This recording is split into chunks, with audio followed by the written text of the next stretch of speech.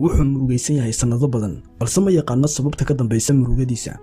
mararka qaar wuxuu isarkaa isagoo niyad jabsan isagoo garanayn sababta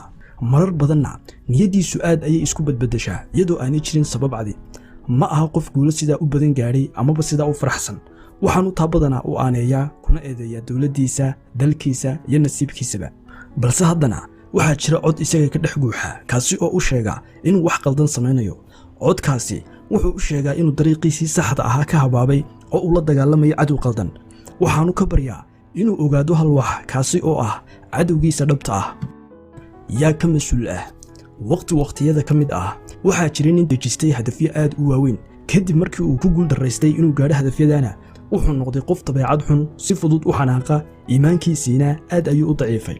wuxuu badanaa kula duldhacaa cadhada haysa qoyskiisa iyo dhammaan dadka ku ag hareeraysan ee aan waxba u geysan ninkaasi waxa uu la dagaalamayay cadow qaldan xaggii uu kala dagaalami lahaa cadowga dhabta ah ee dhibta ku haya xaggii uu cadhadiisa u jeedin lahaa ee uu u isticmaali lahaa inuu ku gaadho hadafyadiisa iyo baahiyaha ka dhiman wuxuu ku jeediyey cadhadiisii dad kale iyo waxyaabo kale oo aan ka mas'uul ahayn dhibaatooyinkiisa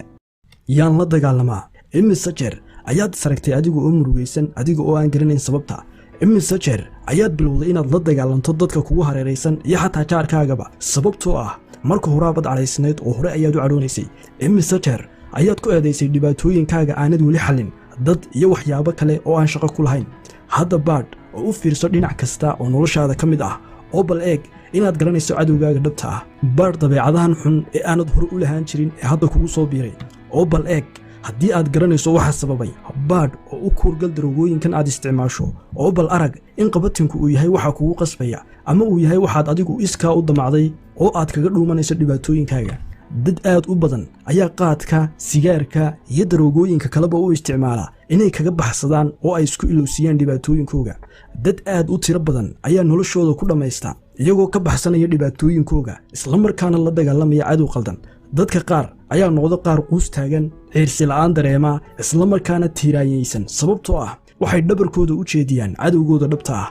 ogow cadowgaaga fadhiiso oo soo qaado qalin iyo warqad intaa kadibna raad raac xididada iyo xagga ay ka soo faracmeen dhammaan dhibaatooyinkaaga iyo farxad la'aantaadu raadi cidda dhab ahaan ka dambaysa oo bal arag inaad ogaato cidda ka mas'uulka ah qaar ka mid ah cadowyadaada dhabta ah ee aad qori kartaa waxay noqon karaan cabsiyahaaga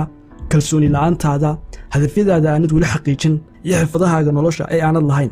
isla marka aad ogaato cadowyadaada dhabta ah ku dhawaaq oo iclaami dagaal aad kaga soo horjeedo ku qor isla warqaddii aad cadowyadaada ku qortay hadalladan soo socda waxaan ku dhawaaqayaa dagaal aan la gelayo cabsiyahayga waxaan ku dhawaaqayaa dagaal aan la gelayo kalsooni la'aantayda iyo dhammaan waxyaabaha dhibta igu haya nolosha waxaan dagaal la gelayaa wax kasta oo xadaya farxaddayda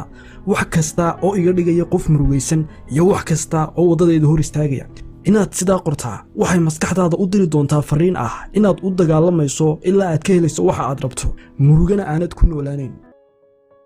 naftaada oo aad ogaataa waa cadowgaaga oo aad ogaatay mararka qaar cadowga ugu weyn ee aad leedahay wuxuu ku jiraa masaafada kugu dhow ee aad qiyaasan karto mararka qaar cadowga dhabta ah lagama helo meel kale oo kaa baxsan balse adiga ayuu kugu dhex jiraa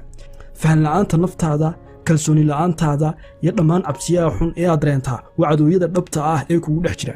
odhaah ayaa waxay tidhaahdaa haddii aanu jirin cadow kugu dhex jiraa cadowga dibaddu waxyaalo kuuma geysan karo naftaada oo aad ogaataa waa cadowgaaga oo aad ogaatay